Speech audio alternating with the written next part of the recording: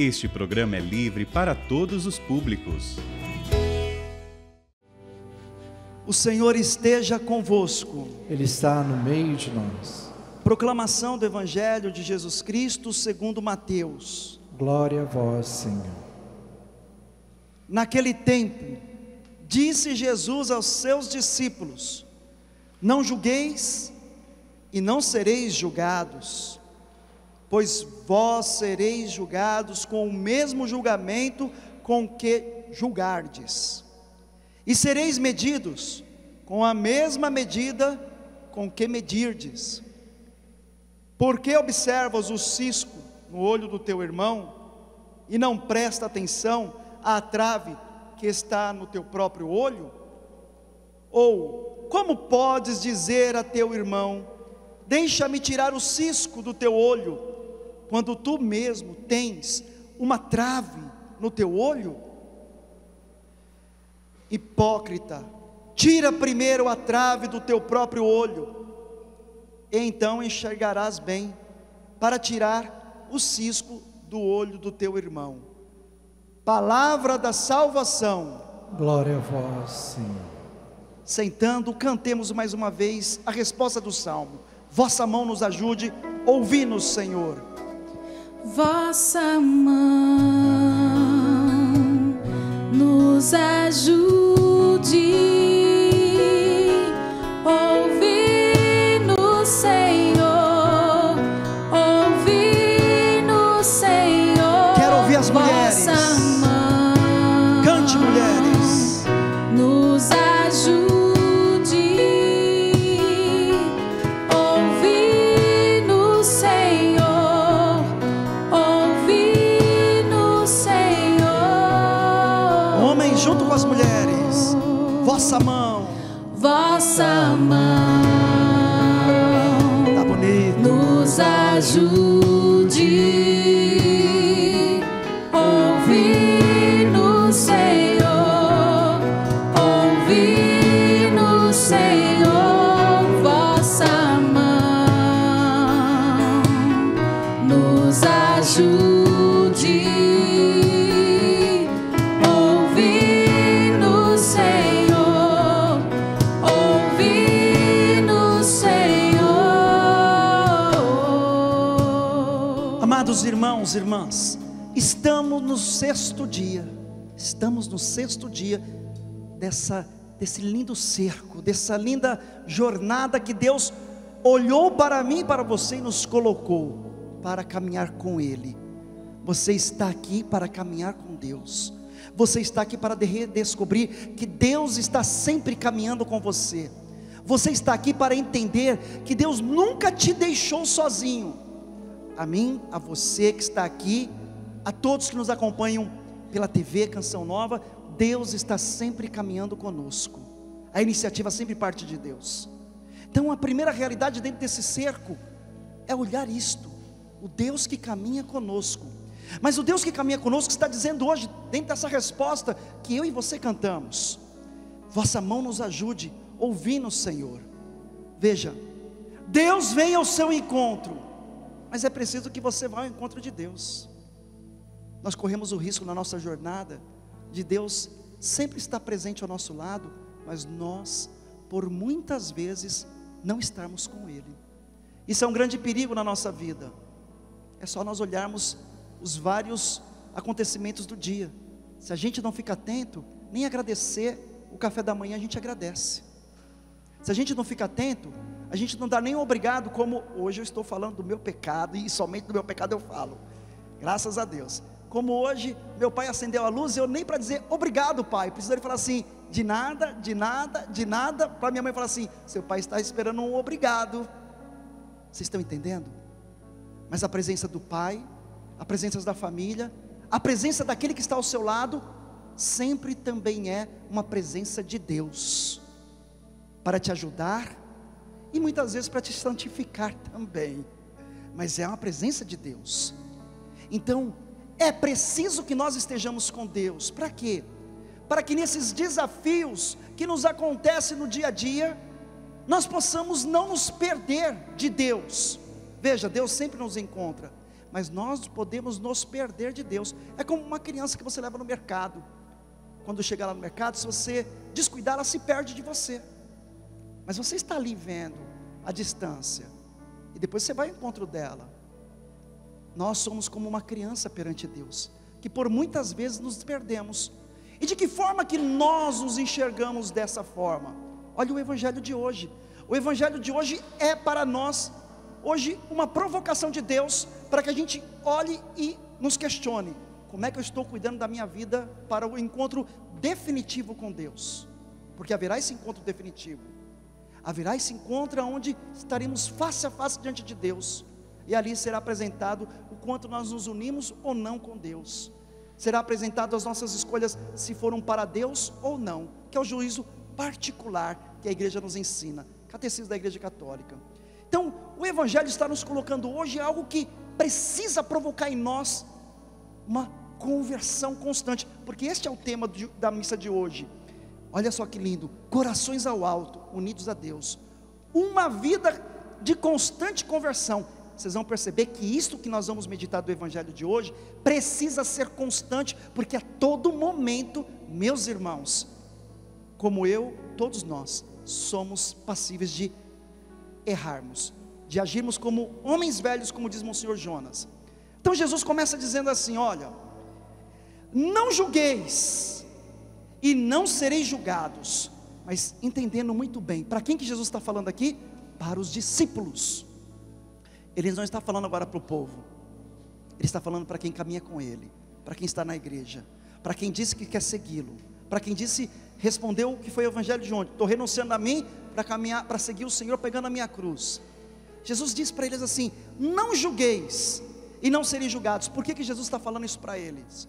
Primeiro, e esse discípulo aqui, se coloque você no lugar deles. Deus não te enviou para você ser alguém que fique julgando o outro. Deus não te enviou para que você seja e queira ser Deus na vida do outro, porque a gente não dá conta nem de nós mesmos, não é verdade? Deus não te enviou para isso. Para que Deus te enviou, meu irmão e minha irmã? Se você pegar o evangelho de São João, ali no capítulo 14, 15, 16, Jesus vai dizer assim: amai-vos uns aos outros, como eu vos amei. Para que Deus nos enviou? Para amarmos como... Vamos falar mais forte então: amai-vos uns aos outros.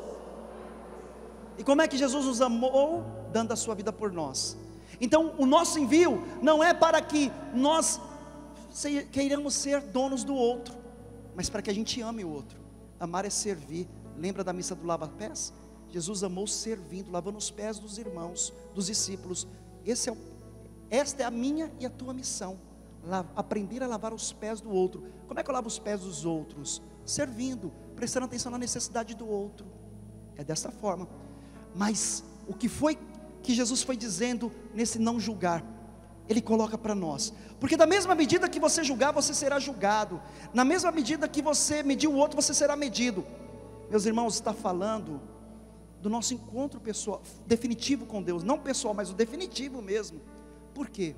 Porque quando eu estiver diante de Jesus, eu vou ser julgado e medido conforme eu tratei o outro. Toma consciência, meu irmão, minha irmã, do que você está fazendo então.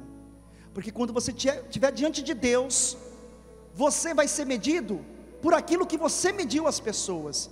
Você vai ser julgado da forma como você julgou as pessoas. Da parte de Deus, Ele te julgou te amando, dando a sua vida por você e por mim, dizendo do alto da cruz: Pai, perdoa porque eles não sabem o que fazem.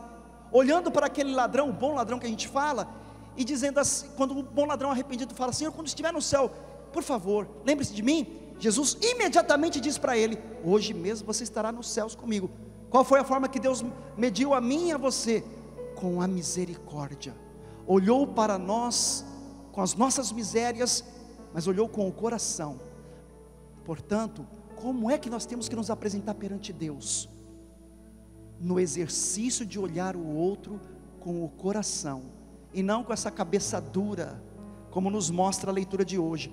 Os dois povos, tanto o que é mencionado no Antigo Testamento, nos antecedentes deste povo, como o povo atual, os dois se fecharam para a ordem de Deus, de amar, de ter misericórdia, de acolher o outro, se negaram a obedecer a Deus. Pronto, olhando esta leitura para o evangelho de hoje, qual é uma das grandes coisas que todos nós tropeçamos, meus irmãos? Por muitas vezes nós agimos como este povo que nos mostra no livro de 2 Reis, fechando o coração, não querendo ouvir a Deus, não estando com Deus, quando ao invés de nós acolhermos o outro, medirmos o outro com o coração, nós passamos a medir com uma pedra dentro de nós, julgando e condenando. Como nós somos passíveis de fazer isso? Você quer ver como? Quando você é contrariado. É fácil ser contrariado, meus irmãos. Minha gente, quando a gente é contrariado, a gente até se fere, não é verdade? Um dia desse, meu pai chegou assim: filho, olha, você fez Senai, fez ajustador, técnico e tal, vai vir o rapaz aí da tela, você chega lá e orienta lá o rapaz naquilo que você acha que tem que melhorar, beleza. Chegou o rapaz lá da tela, fui lá orientar, tudo bonitinho, falei assim: olha, se você fizer assim vai ser melhor, não sei o quê. Só que o rapaz já tinha vindo umas 2 vezes, né? Aí, daqui a pouco meu pai falou assim: olha, vamos deixar para lá, o rapaz está vindo aí pela 3ª vez, não vamos mudar nada. Eu olhei assim para meu pai e falei assim: mas meu Deus, ele mandou falar, e agora está dizendo para deixar para lá. E aí bateu aquela fala do meu pai contrária àquela atitude minha, e eu já fiquei assim: não vou falar nada, não vou brigar com meu pai, mas também vou ficar quietinho no meu canto. Não é assim que acontece com a gente? Quando o seu marido te contraria, quando sua esposa te contraria, talvez você nem brigue, mas você fique isolado. Foi assim que eu fiquei, né? Você fica isolado, você se isola da sua família, você não quer papo com a pessoa, fala comigo amanhã. Você não aceita nem cartinha na cama, como a gente faz na Canção Nova. Bota uma cartinha lá no travesseiro do irmão quando ele for dormir, para ele ler, saber que ele é amado. Nem isso quer fazer. Quantas vezes nós nos fechamos porque somos contrariados? Quantas vezes nós nos fechamos quando alguém é ríspido conosco?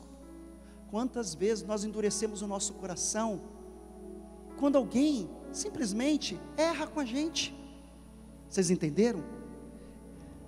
Portanto, o Senhor está falando para que a gente julgue e tenha a medida a partir dessas situações, não a partir dos momentos que nós estamos bem com a pessoa, mas nos momentos que te contrariam, nos momentos que erram com você. Sabe por quê? O que Jesus está falando também nesse evangelho? Nós por muitas vezes queremos que quando nós erramos, as pessoas têm a maior complacência com a gente, a maior compreensão. Mas quando alguém coloca o copo fora do lugar que você coloca, a gente não tem nenhuma piedade com a pessoa. Não é assim que acontece dentro de casa com a esposa e o marido? Eu já não te falei para colocar esse copo naquele lugar? Ixi Maria, a mulher até cutucou o marido, brincadeira. Mas para dizer assim nós agimos. Por quê? Porque a raiz de tudo isso se chama orgulho, se chama querer ser Deus na vida do outro, se chama querer ser dono da vida do outro, e nós nos esquecemos que nós temos que ser a presença de Cristo na vida do outro. Então como é que nós vamos medir o outro?